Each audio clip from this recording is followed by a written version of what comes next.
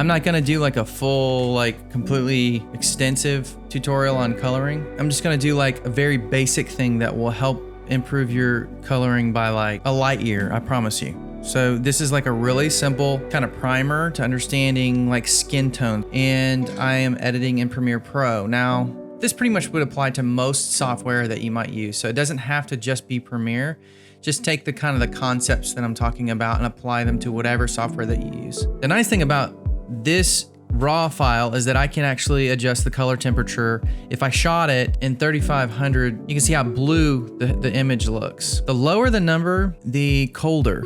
The higher the number, the warmer the image gets. If you're dealing with daylight, the general rule of thumb is 5600 Kelvin is usually a good place to start. Let's just say that you shot this at 3500, didn't really realize what you'd done, and let's see if we can go ahead and try to get this to look correct, okay? In Premiere, you have all these different panels. I'm gonna click on color. We're gonna go into color. What you can do pretty easily to get the image looking better right away is to just take this slider and warm it up. And you can see that it already looks almost like the 5600 Kelvin that I just showed you. The only problem with this is it's doing this to the entire image at this point. What I wanna do is I want to get this thing looking more like the skin tone that we're used to seeing in the real world. If you go into Lumetri scopes, if you don't see the scopes in your software, you probably need to basically open it up. Just search for Lumetri scopes and it'll show you in the menu where it is.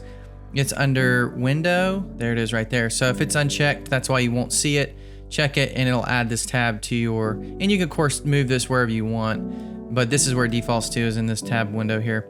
And if you don't see the scopes here, then you can click on this wrench and you can go into vector scope YUV. Once you've clicked on this vector scope, you can actually see this little color wheel here. And you have magenta, you have red, you have yellow, green, cyan, and blue. This line right here is called the skin tone line. So in the skin tone line, it shows you if your skin tones are correct, but you can see that it's kind of blobby looking. So what we're gonna do, I'm going to enhance the colors here. So I'm going to increase the contrast. I'm going to increase the shadows slightly, and you'll see that you can tell there's more color saturation just by simply increasing the contrast. When you've got the lower increase, it's like washing it out and it brings color in. You need a little bit more saturation depending on your image. You can even pump this up a little bit. So now when we look at the scopes here, you can see it's kind of shifting kind of reddish up here, but it's still like not very defined. So what we're gonna do is we're gonna go into the opacity here under effect controls, and we are gonna draw a mask. In this mask, we're just simply isolating a large portion of the skin. You can always adjust it if you need to.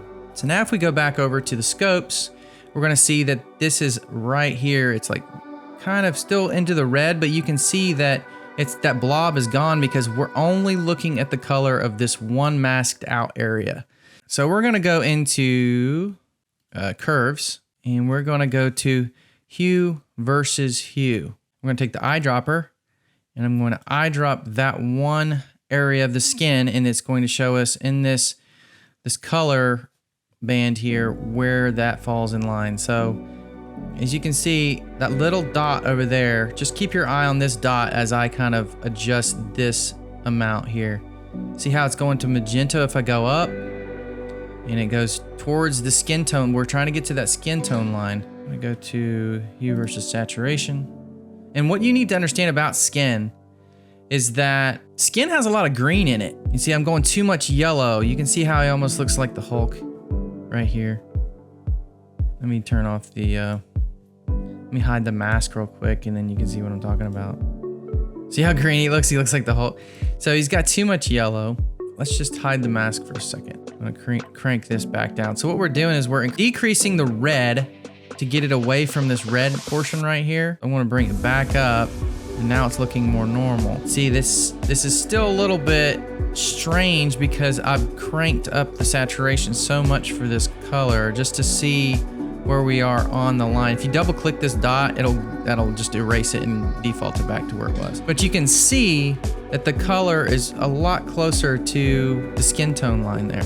Go to here, and you can see that it's a little bit strong. You can see some splotchiness in his skin. Not what we're trying to do here. So sometimes you're having to kind of use your eyes to try to figure out, okay, well, what do I want to do then? If his skin is looking blotchy, I'm going to go in, I'm going to go back to 100% saturation. And what probably is going on is that he has some variation in skin tone. So whenever I did the eyedropper on his face, let's zoom out to fit and see that everything's looking a little bit more normal. Once you get the skin right, it's kind of funny, like everything in the image starts to shift towards what it needs to be. You can tell that like before, let me see, I'm gonna turn off the correction. His shirt is black. The black in his shirt even looked slightly red before I started adjusting his skin tone over here. But you can see now that this black, it's looking a lot closer to what it's supposed to look like. So basically you're trying to get to what your eyes would see. Then from there, if you want to make it stylized, kind of like Matrix or something where it's kind of green shifts and those kinds of things, then you can do it, but you need to start from a neutral base first. Okay, so he has like this little patch right here that kind of looks pinkish. So I'm going to click on that. You can see it's actually part of this area right here. And as I'm adjusting this, skin it varies. It varies in terms of color tones and those kinds of things, and you have to just kind of play around with it till you see that, okay, we're looking a little bit better here. The skin may not look exactly right, like especially because Joby's skin, it's very olive colored. So it might look a little strange when you start draining the pink hues out of his face and it's looking like it's more in the red area. This skin tone line here is the one secret that will help you to basically improve your coloring by like 1,000,000%. So hopefully that'll help you guys. That's kind of like just a primer. There's so much more to talk about when it comes to color, but that's kind of just a basic idea of what you're looking at. So hopefully if you guys have any questions, just post them here in the Facebook group and we'll try to answer them. All right, thanks guys.